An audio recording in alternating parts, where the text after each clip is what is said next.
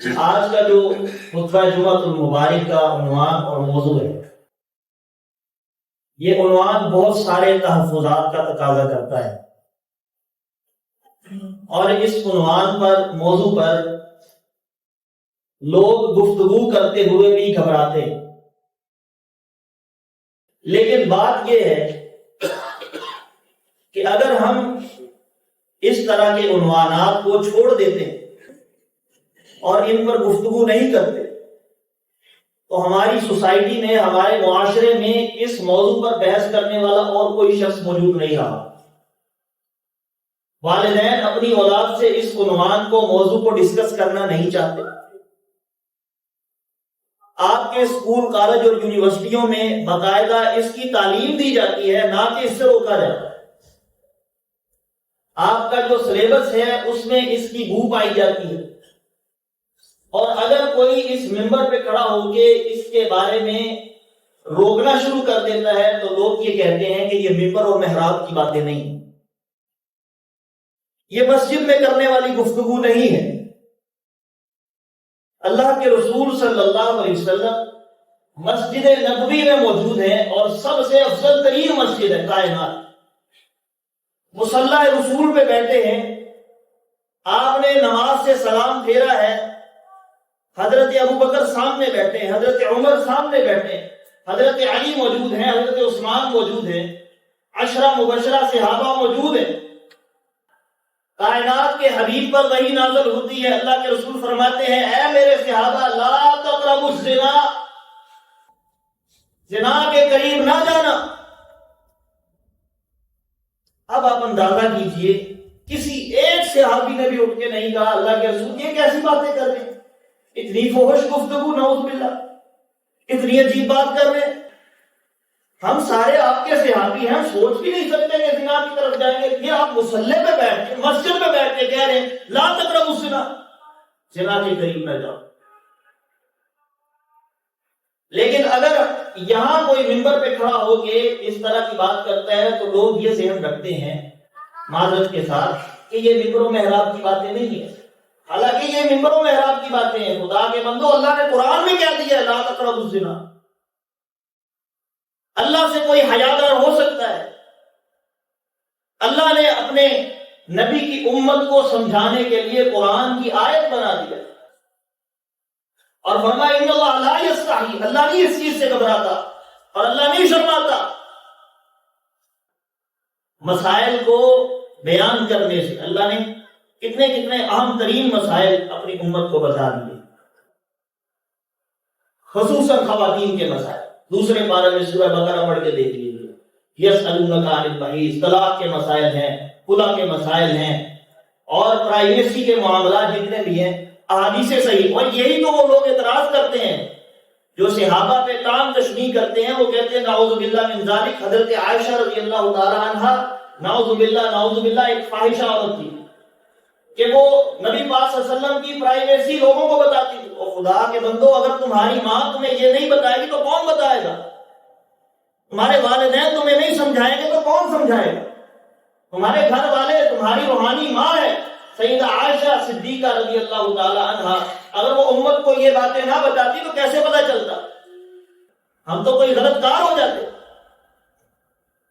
ہم سے غلطیاں ہو جاتی، ہم اللہ کی لعنت کے مرتکب ہو جاتے۔ اس لیے یہ وہ چیزیں ہیں کہ جو آپ احباب کو چاہیے کہ اپنی اولادوں کو بھی بتائیں اور خود بھی اس سے استفادہ کریں۔ اور اللہ کے رسول صلی اللہ علیہ وسلم کا فرمان ہے، آپ نے فرمایا کہ میں اپنی آنکھوں سے، اے میرے صحابہ، تمہارے گھروں کے اوپر فتنے اترتے ہوئے دیکھ رہا ہوں۔ اب اندازہ کیجئے کہ اس دور سے فتنوں کا آغاز ہے اور اب تک فتنوں کی کیا حالت ہوگی، ہمارے گھروں میں کس قدر فتنے آ چکے ہیں،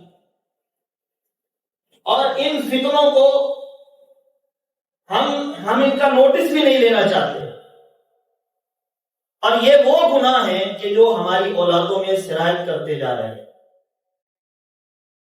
حدیث طیبہ میں آتا ہے، صحیح البخاری کی حدیث ہے، آپ نے فرمایا ایک شخص جس نے 70-80 سال زندگی اپنی گزاری ہوگی، بمثل جبل تہامہ، تہامہ پہاڑوں کے اتنے اتنے بڑے اس کے انبار ہوں گے نیکیوں کے، وہ ساتھ لے کے آئے گا اپنی نیکیوں کو، اللہ کے سامنے پیش کیا جائے، لوگ اور فرشتے اس پہ فخر کریں گے، اتنی نیکیاں، 70-80 سال کی زندگی میں اتنی نیکیاں، بمثل جبل تہامہ، تہامہ پہاڑ آج بھی عرب میں جا کے دیکھ لیں 40 کلومیٹر کا ایک پہاڑ ہے، اتنی بڑی نیکیاں لے کے آئے گا، جب وہ پاس آئے گا اللہ اس کی ساری نیکیاں اڑا کے رکھے، خاک بنا کے اڑا کے۔ صحابہ پوچھتے ہیں اللہ کے رسول وجہ کیا ہے، کون سا اس کا ایسا گناہ ہوگا جس کی وجہ سے اتنی بڑی نیکیاں ضائع ہو گئے؟ آپ نے فرمایا وہ خلوت میں اللہ کی حدود کو پامال کرتا ہو، جب اس کو خلوت ملتی ہوگی، الگ ہوتا ہوگا، وہ اللہ کی حدوں کو پامال کرتا ہوگا، اپنے نفس کو غلاظت میں ڈالتا ہوگا، اپنے نفس کو گندگی میں ڈالتا ہوگا، اس سکرین کے سامنے بیٹھ کے اپنے آپ کو گندا کرتا ہوگا۔ یہ وہ گناہ ہے خدا کی قسم جو ہماری اولادوں میں اس قدر سرایت کر چکا ہے، والدین نہیں سمجھاتے ہیں، وہ سمجھتے ہیں کہ ہمیں کوئی ضرورت نہیں ہے، خود ہی سمجھ جائیں گے، بچے ہیں بڑے ہو جائیں گے، حالانکہ ہماری نسلیں تباہ ہو رہی ہیں، ہماری نسلیں اس سے تباہ ہو رہی ہیں، دین سے دور ہو رہی ہیں، اور ہم غافل ہیں، ہم سمجھتے ہیں کہ اس ٹاپک پہ بات نہیں کرنی چاہیے۔ خدا کے بندو، یہ بڑا سیریس مسئلہ ہے، ہمیں اپنی اولادوں کی حفاظت کرنی، اور یہ چیز سب سے زیادہ آپ دیکھیں کہ اس وقت جتنی بھی انڈسٹریز ہیں اس پر انویسٹ کر رہی ہیں، ان کا بجٹ دیکھ لیں سالانہ یا منتھلی۔ اسپین کے فٹ بال آرگنائزیشن، سپورٹس آرگنائزیشن جتنی بھی ہیں، ان سے کہیں زیادہ ٹریلینز ڈالر کا ان کا بجٹ ہے۔ اور پھر یونیسیف کا 2022 کا آپ سروے اٹھا کے دیکھ لیں، انہوں نے یہ بات کہی ہے کہ کورونا کے سالوں میں بھی اور 2022 تک سب سے زیادہ فحش ویب سائٹس کو سرچ کرنے والے 2 ملک ہیں، پاکستان اور انڈیا۔ یہ یونیسیف کا سروے ہے، اور ہماری اولادیں اس میں ملوث ہیں۔ وجوہات کیا ہے، وجہ کیا ہے کہ ہم اس کی طرف دوڑے چلے جا رہے ہیں، اس کی لت ہمیں پڑتی جا رہی ہے، ہماری اولادیں ان میں اس چیز کی ایڈکشن آ رہی ہے، عادت پڑتی جا رہی ہے، نشہ آ گیا ہے۔ اور یہ جو نشہ ہے یہ دوسرے سگریٹ کے نشے سے، کوکین کے نشے سے بھی زیادہ برا اور گندا ہے۔ اس کی وجہ یہ ہے کہ ایک شخص جو نشہ کرتا ہے، جو سگریٹ پیتا ہے یا اس طرح کا کوئی عمل کرتا ہے، اس کو پہلے فون کال پہ کانٹیکٹ کرنا پڑتے ہیں، بروکر سے رابطہ کرنا پڑتا ہے کہ مجھے اتنا نشہ چاہیے، اس میں مشکلات ہیں اور پکڑے جانے کا خدشہ ہے۔ لیکن یہ جو نشہ ہے اس کی ایکسیس ہر ایک کے پاس ہے، اپنا موبائل، اپنا لیپ ٹاپ، اپنے کمرے میں بیٹھا ہے نشہ کر رہا ہے، ایکسیس ہر چھوٹے سے بڑے بچے تک موجود ہے۔ لیکن نشے کی ایکسیس ابھی تک عام نہیں ہے، اس کو اس کے لیے مشقتیں برداشت کرنا پڑتی ہیں، رابطے کرنے پڑتے ہیں، لیکن اس نشے کو پورا کرنے کے لیے صرف اس کو ایک ٹچ کرنا ہے اور سب کچھ اس کے سامنے آ جاتا ہے، اور وہ اپنی ہوس کو پورا کرتا ہے، اس نشے کو پورا کرتا ہے۔ اور دوسری بات کہ یہ ہر چھوٹے بڑے کی ایکسیس کے بعد سستا ترین نشہ ہے، 100 روپے کا پیکج لگتا ہے اور کتنے جی بی کا ڈیٹا آپ کو ملتا ہے، اس پر یہ نشہ پورا کیا جائے۔ اور صرف یہ پاکستان میں نہیں بلکہ پورے اسلامی دنیا کے خلاف ایک ایجنڈا تیار کیا جا رہا ہے۔ وہ چاہتے ہیں کہ ان مسلمانوں کا خاندانی جو نظام ہے یہ ختم ہو کے رہ جائے۔ کہ کیا انہوں نے تماشا بنا رکھا ہے، یہ بیٹی ہے، یہ بہو ہے، یہ ماں ہے، یہ فلاں ہے، یہ فلاں رشتہ ہے، فلاں رشتے کا تقدس۔ یہودیوں نصرانیوں کے ہاں آپ پروٹسٹنٹ یہودی 2000 رہ گئے صرف دنیا میں، اصل خالص یہودی جو بنو قریظہ اور بنو نذیر سے نکلے، ان سے چلتے ہوئے ہیں، صرف 2000 پروٹسٹنٹ یہودی ہیں، جن کا باپ بھی یہودی ہے، جن کی ماں بھی اصل یہودی ہے۔ انہوں نے کہا ہے کہ تم دونوں آپس میں تعلقات قائم کرو، تمہیں کوئی نہیں پوچھے گا، کوئی ماں نہیں، کوئی بہن نہیں، کوئی بیٹی نہیں، کوئی رشتہ نہیں، زیادہ سے زیادہ تم نے پروڈکشن کرنی ہے، زیادہ سے زیادہ یہودی پیدا کرو تاکہ ہماری قوم زیادہ بڑھے، ہم تو ناپید ہو رہے ہیں۔ یہی وہ چیز ہمارے اندر لانا چاہ رہے ہیں، ان کا تو نظام ختم ہو چکا ہے خاندان۔ یورپ میں جا کے دیکھیں آپ، بیوی کا کیا مقام ہے، بیٹی کا کیا مقام ہے، اور وہ اپنا سینہ پیٹ رہے ہیں اس بات سے کہ ہم نے عورت کو بروک فیلڈ کے دور سے اب تک دیکھ لیں، لندن یونیورسٹیوں کا سلیبس، یہ پڑھا کے عورت کو آزادی دلوائی، اور انہوں نے گھروں سے عورت کو نکالا کہ تم بھی کام کرو، تم بھی مرد کے برابر ہو، تم بھی یونیورسٹیوں میں پڑھو، اور کو ایجوکیشن سسٹم ہونا چاہیے، اور تمہاری بھی جاب وہاں ہونی چاہیے جہاں لوگ دوسرے لڑکے کرتے ہیں۔ یہ سسٹم دینے کے بعد یورپ کنٹریز آج رو رہے ہیں کہ ہماری خواتین تحفظ میں نہیں رہی، ان کا محافظ ہی کوئی نہیں رہا، اور یہی وہ ناسور ہماری نسل کے اندر پیدا کرنے کی کوشش کی جا رہی ہے کہ ان کا خاندانی سسٹم ختم ہو جائے، ماں بیٹی اور بہن کا تقدس ختم ہو جائے، ہر شخص کسی کی بہن اور بیٹی کو ایسے دیکھے کہ جیسے اس کو پروسٹیٹیوٹ کرنے کے ارادے سے دیکھ رہا ہے، اور باقاعدہ ایک ایجنڈے کے تحت تکبیر ایک شائع ہوا تھا کراچی سے چھپنے والا، اب بند ہو گیا، تکبیر نام سے ایک مجلہ چھپتا تھا سن 1992 میں، اس میں یہ یہودی ایجنڈے پورے شائع کیے گئے تھے، اور وہ لیک ہو گئی تھی کانفرنس ان کی۔ اس میں سے چند ایجنڈے آپ کے سامنے رکھتا ہوں جو مسلم ممالک کو خراب کرنے کے لیے، ان کا خاندانی نظام، خاندانی سسٹم ختم کرنے کے لیے بنائے گئے۔ انہوں نے کہا کہ یہ جتنے بھی اسلامک کنٹریز ہیں ان میں یہ جو سسٹم ہے نا پروسٹیٹیوشن کا جو طبقہ ہے، اگرچہ تھوڑا ہے لیکن اس کو پروموٹ کرو، اور ان کی اسمبلیوں میں یہ بل پاس کرواؤ کہ جیسے ایک مزدور اپنے ہاتھ کو استعمال کر کے روزی روٹی کما سکتا ہے، پیسہ بنا سکتا ہے، عورت اپنے ایک خاص عضو کو استعمال کر کے پیسہ کیوں نہیں کما سکتی؟ یہ بل آپ کی اسمبلیوں میں بھی پیش کیا گیا، اگرچہ ڈھکے چھپے الفاظ میں کیا گیا۔ آپ کے ملک میں بھی اس طرح کے گوشوارے پیش کیے گئے ہیں۔ انہوں نے کہا کہ یہ سب سے پہلے ہونا چاہیے کہ عورت جو ہے اس کو اس چیز کی اجازت دی جائے کہ وہ اپنے جسم کو استعمال کر کے پیسہ کما سکتی ہے، جیسے ایک مزدور اپنے ہاتھ کو استعمال کر کے مزدوری کر کے پیسہ کماتا ہے۔ اور دوسرے نمبر پہ عورت کو یہ آزادی اور اجازت دی جائے کہ وہ اگر چاہے تو نکاح کرے، چاہے تو پارٹنرشپ کر لے، اس میں کون سی بڑی بات ہے؟ نکاح میں بھی تو وہی ہے، پارٹنرشپ میں وہی ہے، کیا فرق ہے دونوں میں؟ صرف ایک خطبہ نکاح ہی پڑھنا ہے۔ یہ آپ کے ملک میں عام کرنے کی کوشش کی جا رہی ہے، اور آپ جانتے ہیں کہ سوشل میڈیا پہ معروف خواتین نے، ملالہ یوسفزئی وغیرہ، میں ان کا نام نہیں لیتا ہوں، مزید آپ جانتے ہیں سب کو، اس طرح کی خواتین اس کو پروموٹ کرتی ہیں، اور انہوں نے کہا کہ پارٹنرشپ ہونی چاہیے، اس پہ ایک معاہدہ ہو، سائن ہو، اور جب تک وہ رہنا چاہے ایک ساتھ رہ سکتے ہیں، اس کے بعد اپنی پارٹنرشپ ختم کر دیں۔ یہ مسلمانوں کی نسل کشی کرنے کی کوشش کی جا رہی ہے تاکہ نسل پیدا نہ ہو بھی تو اس طرح کی نسل ہو کہ جن کے باپ کا بھی نہ پتا ہو اور پیچھے سے کوئی بیک گراؤنڈ نہ ہو، family background, family system ختم ہو جائے گا۔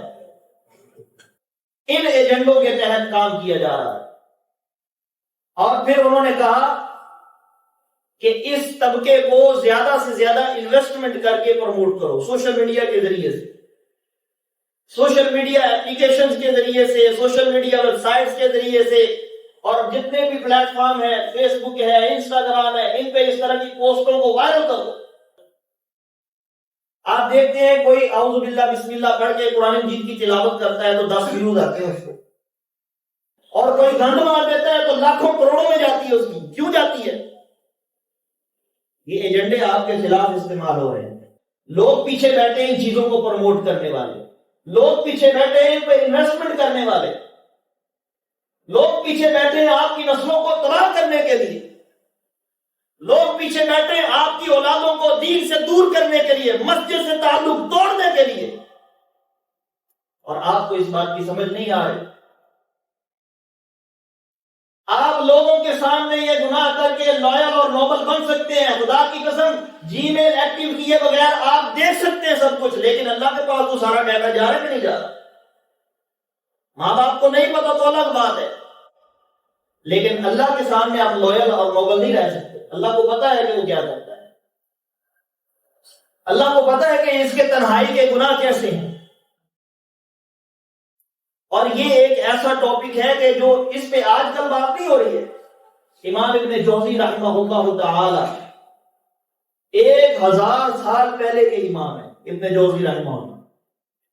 انہوں نے اس کی تفصیل اس وقت بیان کر دی اور کہا کہ اس کے نقصانات کیا کیا ہے. لوگ یہ سمجھتے ہیں کہ اس کا نقصان نہیں، اور پھر یہ گناہ کرنے کے بعد رجوع کس سے کیا جاتا ہے؟ ڈاکٹر سے، کہ مجھے کوئی فزیکلی نقصان تو نہیں ہوگا اس کا، اس گناہ کا مجھے کوئی طبی نقصان تو نہیں. جب ڈاکٹر پروو کر دیتا ہے ٹھیک ہے جی آپ کو اس کا کوئی نقصان نہیں ہوگا، ہزاروں ڈاکٹر آپ کو یوٹیوب پہ ملیں گے کہ اس گناہ کا کوئی نقصان نہیں ہے. حالانکہ نقصان ہے، ایک فطری چیز ہے. اللہ تعالیٰ نے ایک فطرتی ریلیشن شپ میاں اور بیوی کا رکھا ہے، آپ اس کو غلط استعمال کرتے ہیں، فطری آپ فطرت کے خلاف چل رہے ہیں. جب انسان اپنا استعمال فطرت کے خلاف کرتا ہے نقصان تو ہوگا. پھر اس کے بعد یہ نہیں پوچھا جاتا علماء سے کہ اس کا گناہ ہے یا نہیں ہے، اگر پوچھ لیا تو رکنا پڑے گا. ڈاکٹر کے پاس جاتے ہیں کہ طبی نقصان تو نہیں ہے مجھے کوئی. حالانکہ اس کے نقصانات ابن جوزی رحمہ اللہ نے 1000 سال پہلے بتا دی.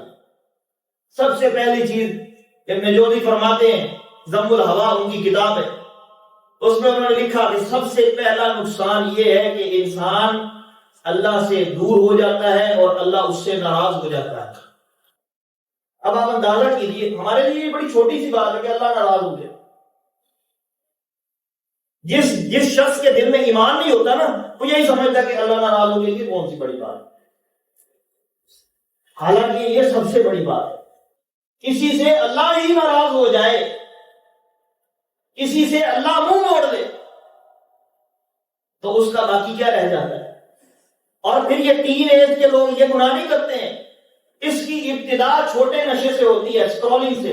جب آپ اسکرولنگ کرتے ہیں گھنٹوں گھنٹوں بستر پر لیٹ کر 1 گھنٹہ 2 گھنٹہ 3 گھنٹے، رات کے 11-12 بج گئے. بڑی عمر کے لوگ بھی 60 سال عمر ان کی اور اسکرولنگ کرتے جا رہے اپنے موبائل فون میں. اور جب کوئی اس طرح کا مواد آتا ہے وہیں بریک لگتی ہے، کیونکہ شیطان تو ایمان لوٹنے کے لیے تیار بیٹھا ہے. وہ تو ہر وقت ہتھیار پکڑ کے مومن کے خلاف ڈٹا ہوا ہے کہ کب کوئی ویڈیو آئے اور اس کا میں ذہن بنا، کب کوئی اس طرح کا مواد آئے اس کا میں ذہن بنا دوں اور یہ اس میں گم ہو جائے اور گناہ میں ملوث ہو جائے. وہ تو تیار بیٹھا ہے آپ کے خلاف. اور بڑی عمر کے جو لوگ یہ گناہ کرتے ہیں ابتدا اسی سے ہوتی ہے. پھر انسان کے دل میں وسوسے آنا شروع ہو جاتے ہیں، نماز خراب ہوگی، یقین کرے نماز میں بندہ کھڑا ہوتا ہے پہنچا کہیں اور ہوتا ہے، خیالات پورے آ رہے ہوتے ہیں. یہ چیزیں دیکھ کر حدیث طیبہ میں آتا ہے آپ علیہ السلام نے فرمایا ثلاثۃ لا یکلمہم اللہ یوم القیامۃ ولا یزکیہم. 3 قسم کے لوگ ایسے ہیں کہ قیامت کے دن لا اللہ ان کی طرف دیکھے گا نہ ان کو گناہوں سے پاک کرے گا. گناہوں میں لتھڑے گندے کھڑے رہیں گے، اللہ منہ پھیر لیں گے، ان کی طرف دیکھیں گے نظر رحمت کے ساتھ. فرمایا ایک وہ شخص المتکبر، وہ شخص کہ جو تکبر کرتا ہے حالانکہ اس کے پلے کچھ نہیں ہے، غریب آدمی، فقیر آدمی، پھر بھی تکبر کرتا ہے، اس کی طرف اللہ نہیں دیکھیں گے. دوسرا مدمن خمر، جو شراب کے نشے میں ہر وقت دھت رہتا ہوگا، اللہ اس کی طرف نظر رحمت سے نہیں دیکھیں گے.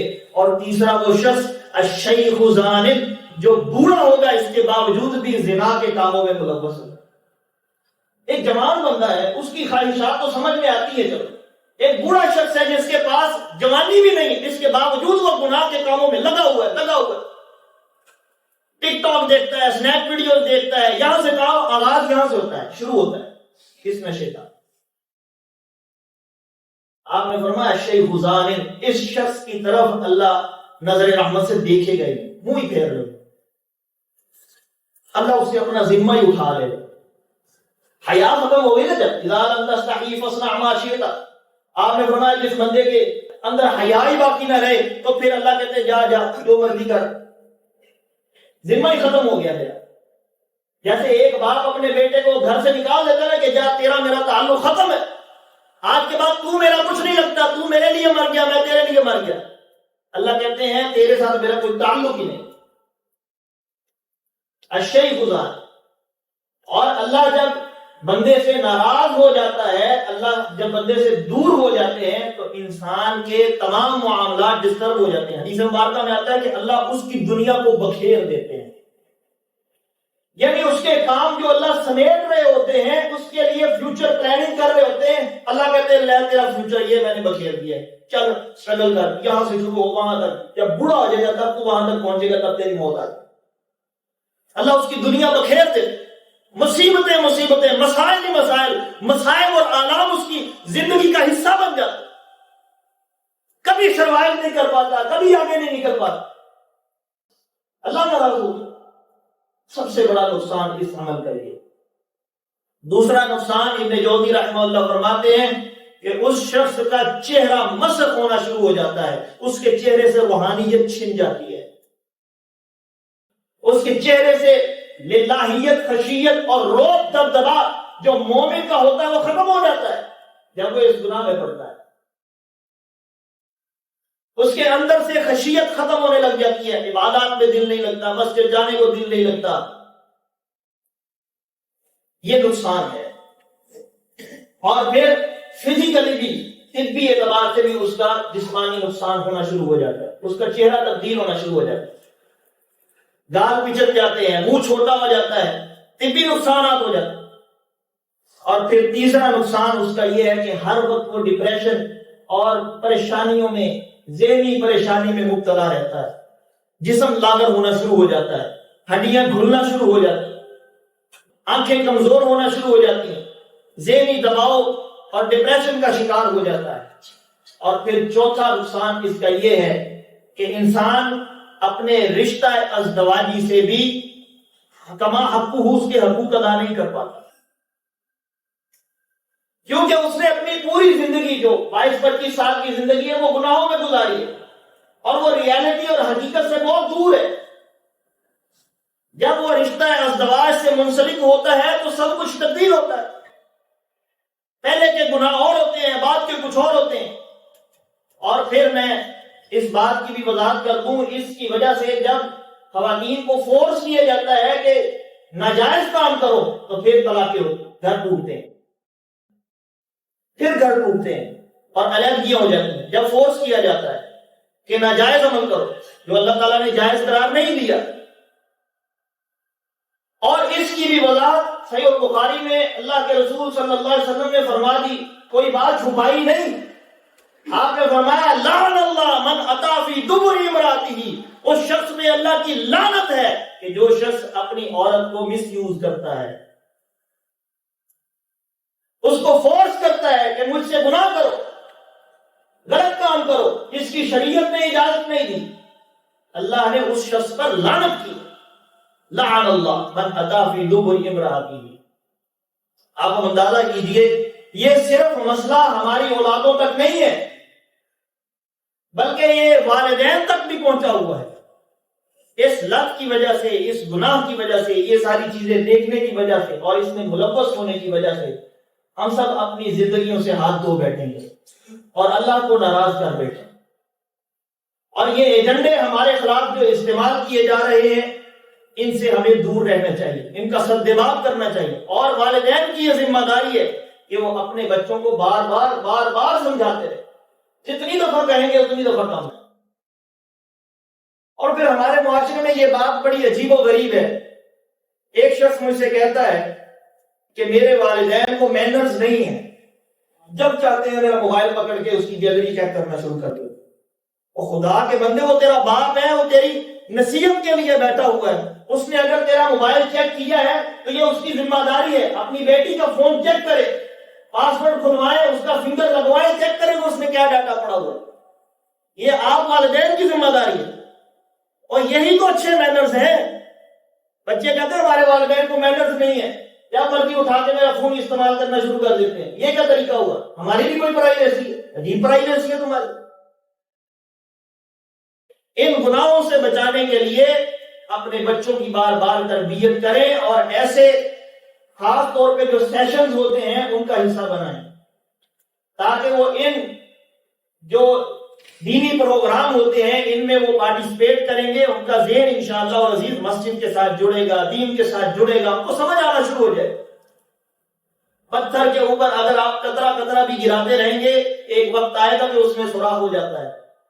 آپ بچوں کو سمجھاتے رہیں گے، اگرچہ وہ اپنی جوانی میں نہ بھی سمجھے، لیکن اپنی اولاد کو سمجھانا ضرور شروع کر دیں۔ اپنی ازدواجی زندگی میں ان کو سمجھ آ جائے گی اور وہ سیدھے راستے پہ آ جائیں گے۔ اور اگر آپ ان گناہوں کو چھوڑنا چاہتے ہیں، بعض لوگ کہتے ہیں کہ ہم چھوڑنا چاہتے ہیں لیکن ہم سے چھوٹتا نہیں ہے گناہ، اور اس گناہ کی سنگینی اتنی ہے، حدیث طیبہ میں آتا ہے، آپ نے فرمایا کہ جو شخص اپنے ہاتھ سے گناہ کرتا ہے، قیامت کے روز اس کے ہاتھوں کو حاملہ کر دیا جائے، اس شخص کے ہاتھ حاملہ ہوں گے۔ اندازہ کیجئے کہ ایک خاتون جب وہ ایک بچے کی پیدائش ہوتی ہے، اس کو حمل ہوتا ہے، اس کو پیدا کرتی ہے، جتنی اس کو تکلیف ہوتی ہے ایک ماں کو، اتنی تکلیف اللہ رب العالمین ایک ہاتھ کو دیں گے قیامت کے دن۔ یہاں کانٹا چبھ جائے نا تو ہماری جان نکل جاتی ہے، ناخن اتارتے اتارتے تھوڑی سی سکن اتر جائے نا تو وضو کرتے ہوئے یا پانی جب لگتا ہے تو تکلیف ہوتی ہے۔ کہاں ایک ماں کو جتنی تکلیف دی جاتی ہے جب بچے کو پیدا کرتی ہے، ایک ہاتھ کو تکلیف دی جائے گی جو یہ گناہ کرتا ہے۔ اس سے بڑی سنگینی اور کیا ہو سکتی ہے؟ اور پھر لوگ کہتے ہیں کہ ہم چھوڑنا چاہتے ہیں لیکن چھوڑ نہیں سکتے۔ اس کے لیے سب سے پہلے طریقہ ہم بتائیں گے۔ آپ دیکھیں کہ جو لوگ نشہ کرتے ہیں نا، نشہ کرتے ہیں، ان کے لیے صحت مرکز قائم ہے کہ نہیں ہے آپ کے شہر میں؟ ان کے لیے اسپتال موجود ہیں، ان کے لیے ڈاکٹرز موجود ہیں جو یہ نشہ کرتے ہیں، سگریٹ پیتے ہیں، کوکین لیتے ہیں وغیرہ وغیرہ، لیکن اس نشے کے لیے کوئی بھی مرکز نہیں موجود سوائے یہ مسجد کے۔ گھر میں والدین بات نہیں کرتے، یہی مسجد ہے جہاں سے آپ کے بچوں کو یہ نالج ملے گا، یہی ممبر و محراب اور مصلی ہے جہاں سے آپ کے بچوں کی اصلاح ہوگی۔ ان کو یہاں لا کے بٹھاؤ، اپنے بچوں کو جہنم کی آگ سے بچاؤ۔ خدا کے بندو، وَاصْطَبِرْ عَلَيْهَا کا مطلب کیا ہے؟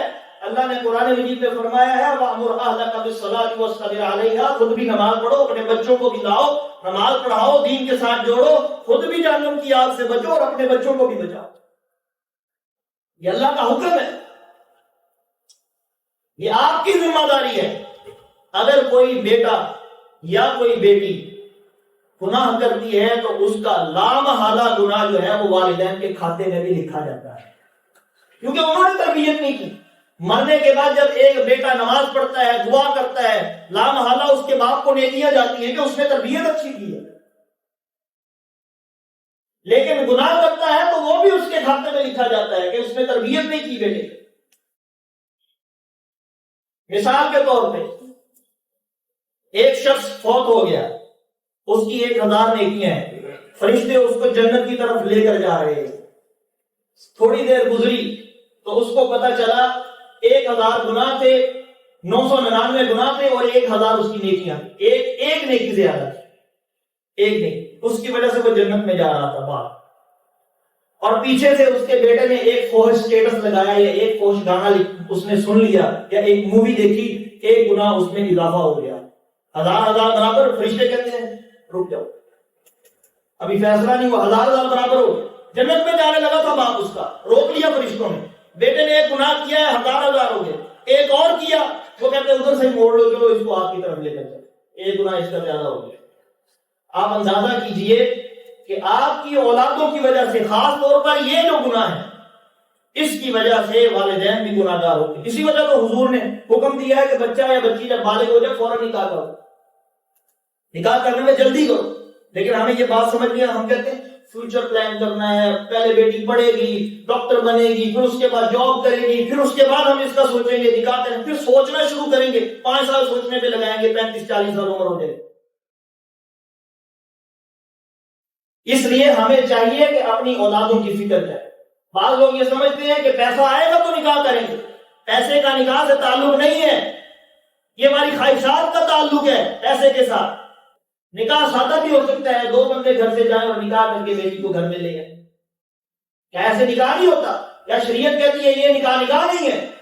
کیا شریعت کہتی ہے ایسا نکاح ناقص ہے، ہفتے بعد ٹوٹ جاتا ہے؟ کچھ بھی ایسا نہیں، نکاح ایسے بھی کیا جا سکتا ہے۔ آپ کے گھر میں 2 روٹیاں اضافی پک جائیں گی تو آپ پہ کیا سوال آ جائے گا؟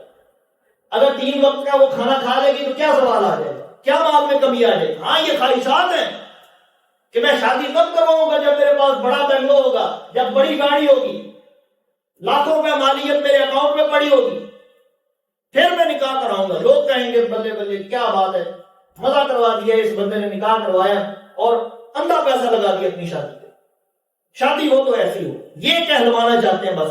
خاندان میں میری بیوی آئے اور عیاشی کرے، خدا کے بندو اللہ نے یہ وعدہ کیا ہے کہ جب تم نکاح کرو گے اللہ تمہیں غنی کر دے گا، فقیر ہو تو اللہ غنی کر دے گا، اللہ امیر کر دے گا۔